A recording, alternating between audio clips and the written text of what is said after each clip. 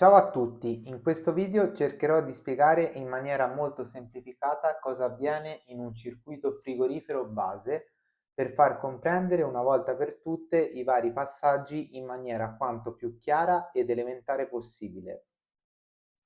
Detto questo, non vi nego che se il contenuto al termine del video vi è piaciuto, gradirei che vi iscriveste a questo canale appena nato, Refrigerazione Semplificata.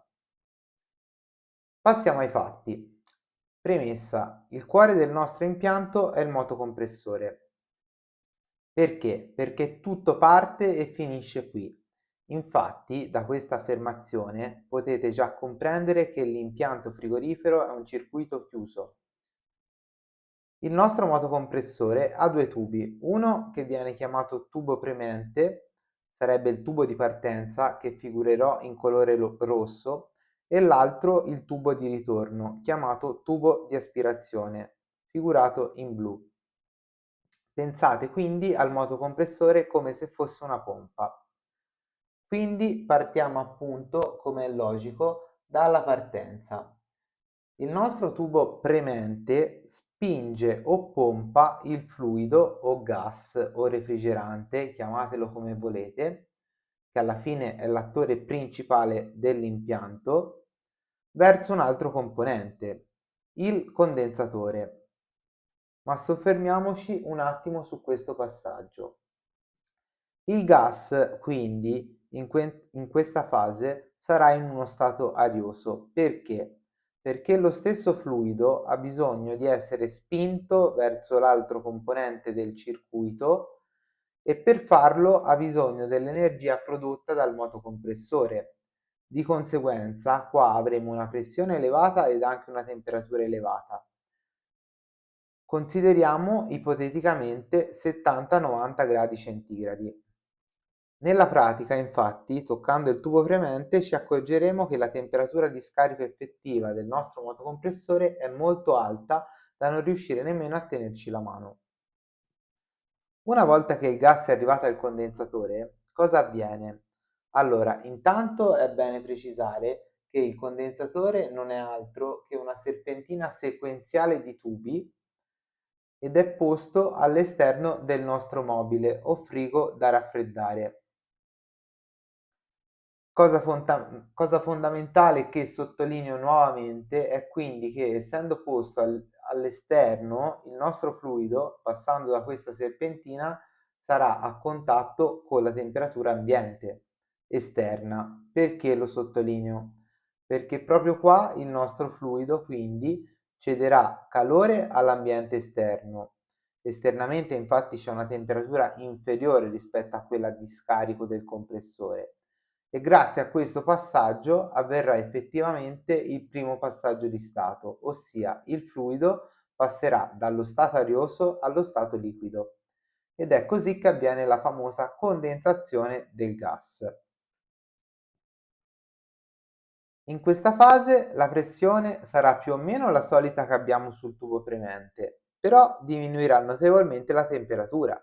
Ipotizziamo di avere una temperatura di 35 gradi centigradi.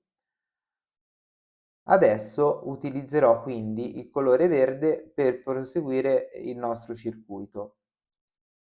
Quindi, tornando a noi, adesso abbiamo un fluido liquido, non più arioso, che si appresta ad incontrare un nuovo componente lungo il suo percorso, l'organo di laminazione. In questo piccolo impianto questa funzione verrà svolta dal tubo capillare oppure nel caso di impianti più importanti sovradimensionati rispetto a questo vi saranno valvole elettroniche o valvole termostatiche. Che compito ha quindi questo organo di laminazione?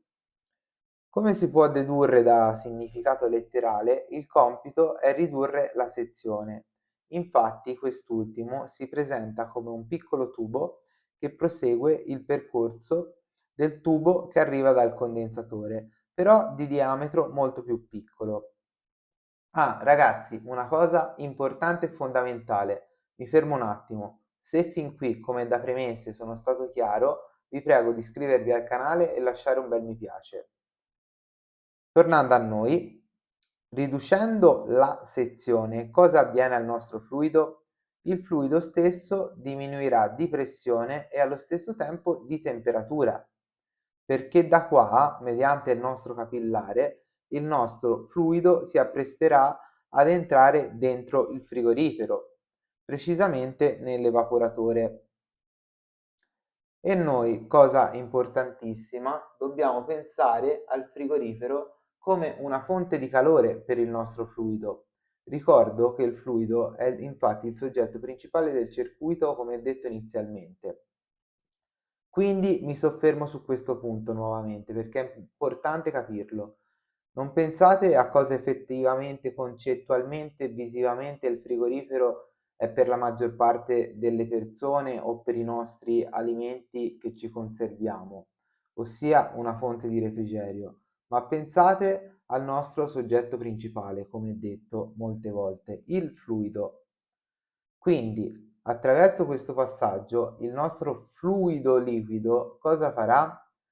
Il nostro fluido, che al momento, come precedentemente spiegato, viaggerà ad una pressione e temperatura bassa all'interno dell'evaporatore, ipotizziamo meno 5, meno 10 gradi centigradi, acquisterà calore dal frigorifero stesso, cioè per esempio prenderà calore dalle pareti dello stesso mobile o dai prodotti conservati all'interno. Ipotizziamo che c'è stoccata magari merce che ha bisogno di una temperatura di conservazione che si aggira sui 2 gradi centigradi, più 2 gradi centigradi. Proprio in questo momento, infatti, avverrà nuovamente il passaggio di stato. Proprio il contrario di ciò che avveniva durante la condensazione, qua il fluido acquistando calore tornerà allo stato arioso ed è così che avviene l'evaporazione per mezzo della quale il nostro fluido tornerà al compressore stesso. E questo è di fondamentale importanza per chiudere al meglio il nostro circuito. Infatti, il nostro fluido dovrà per forza di cose tornare allo stato arioso al nostro cuore pulsante, in modo tale che garantisca la corretta compressione nuovamente del gas e il ciclo continuativo di funzionamento. Infatti, se tornasse in fase liquida, il motocompressore ne risentirebbe e non ne verrebbe garantito il corretto funzionamento. Allora, adesso ho finito con la mia spiegazione, premetto che alcune componenti non sono state affrontate né citate, ma come ho detto inizialmente, ho voluto trattare in maniera molto semplice l'argomento per far sì che sia accessibile ai più curiosi o anche ad aspiranti giovani futuri frigoristi. Adesso forza, iscrivetevi al canale e dimostratemi il vostro supporto per procedere con altri contenuti inerenti a questo settore nella maniera più semplificata possibile. Grazie a tutti, un saluto.